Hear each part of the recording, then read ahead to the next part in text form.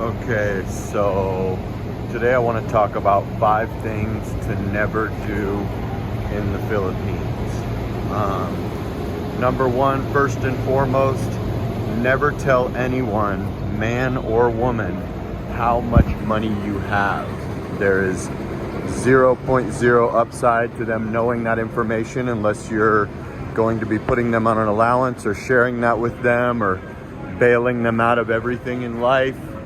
Anytime they have a problem, it's just not necessary. Unless you have $0, it's on a need to know basis, and nobody ever needs to know that info. Pretty simple and pretty common sense, but you never know. Number two, and this is gonna be a tough one for a lot of you guys, but it could definitely save you a lot of hassle, especially when you're doing the internet immediate meeting type of vibe, where you have no screening and you're just an excited, starved out guy. Never ever take a woman to your place on the first meeting or right upon meeting her, and never ever give her your real government name.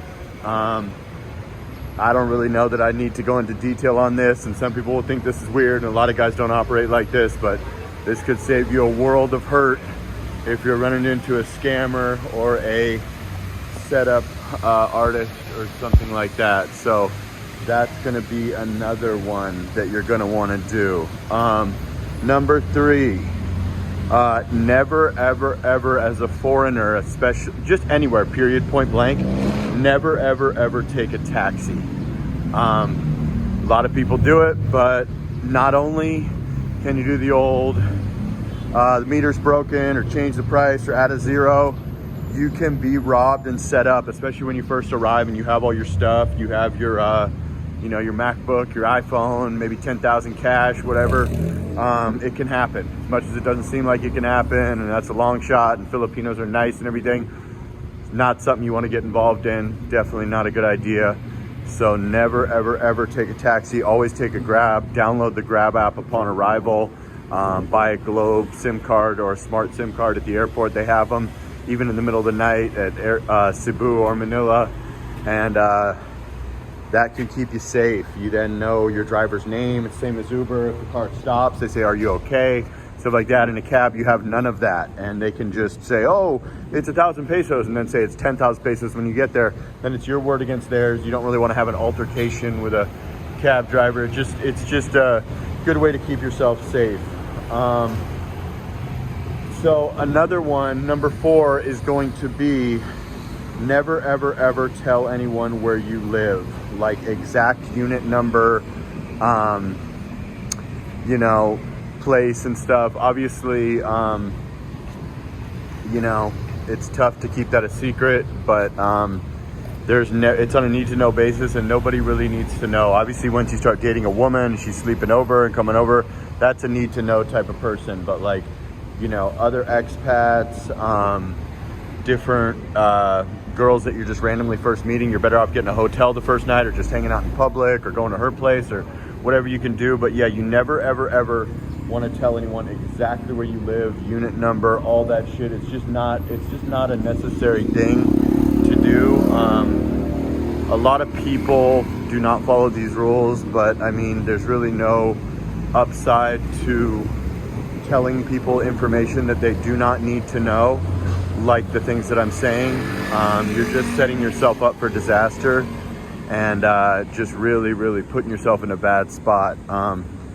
Number 5, never loan anyone any money. If somebody needs to borrow money, more than likely it's a gift. They're not going to have the ability to pay it back, so you're way better off just leaving it alone and saying no, or just thinking about how much is it worth to gift that person. Like, are they worth $100 to you, or 5,600 pesos? Are they worth $1,000? Like, at the end of the day, it's basically a gift. You're never going to see it back.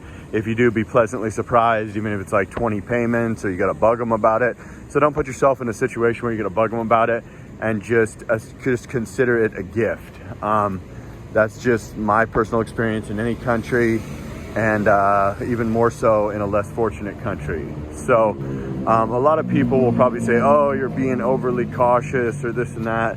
In reality, You got to be cautious on a tourist visa in a country like this. A lot of scammers, a lot of bad people, a lot of good people. But like, another one I can throw in there as a little bonus is there's never any reason to have guys come over inside your condo, unless you are into guys, like you swing that way, then that would make sense. But outside of that, there's never really a reason. Like if you've known someone like a year and you want to pregame and take a shot or something, but outside of that, there's really not a big reason to have a man in your studio type with you or something like that. It's just not really, there's really no big upside to having male company as a straight male, especially when you're living in a little tiny, 30 square meter place or something. You can maybe meet them in the lobby or meet them at the bar or whatever, but there's not a huge reason for that. Now, if you've been friends with somebody for a long time or you get close with them or something, sure.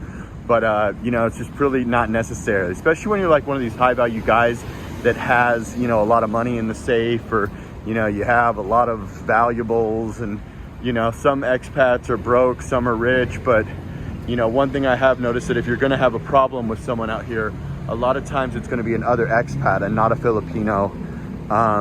But yeah, I mean, you just got to stay kind of guarded, have fun, go get a hotel with that girl the first night if she seems cool and, everything seems copacetic and all that.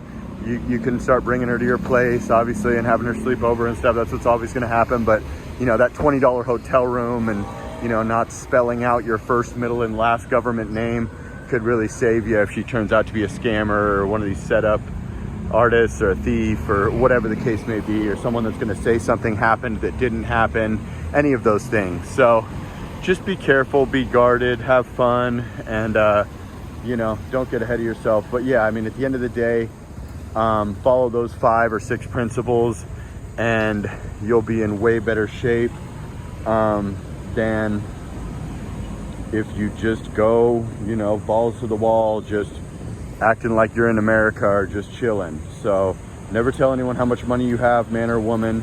Never take a woman to your place or give her your government name upon first meeting her. Never, ever, ever take a taxi. And never tell anyone where exactly you live, unit number, etc. Obviously, if they figure it out, at least you're in a building where, they won't know the unit number and there's security and all that stuff, in like a Manila type place. In a Boracay type place where it's in a province and you're wide open, even more so. Nobody knows my Boracay place really, because it's just wide open and there isn't 17 levels of security and key cards to use and all that jazz. So it just really helps. And then the most important one as well, never, ever, ever loan anybody any money. It's a gift or it's nothing at all. There's really no explanation needed for that. That goes back to not telling people how much money you have. If you don't tell people how much money you have and you play broke or play I'm getting $1,000 a month, you probably won't get any requests for money.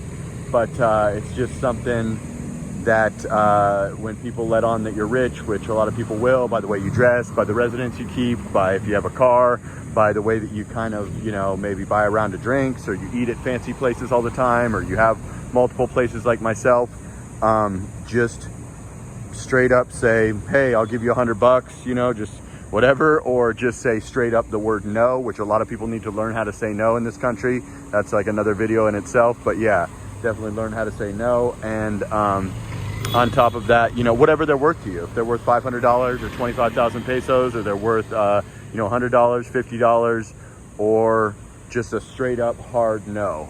Either way, just follow those 5 principles and your life will be much easier in Southeast Asia. And this really applies to anywhere, not just the Philippines. I'm just in the Philippines, so I'm using the Philippines, but this can be applied in South America. This can be applied in Thailand, in Malaysia, and anywhere that's outside of the West. And really in the West, actually, when come to think of it, this is good in the West too. You know what I mean?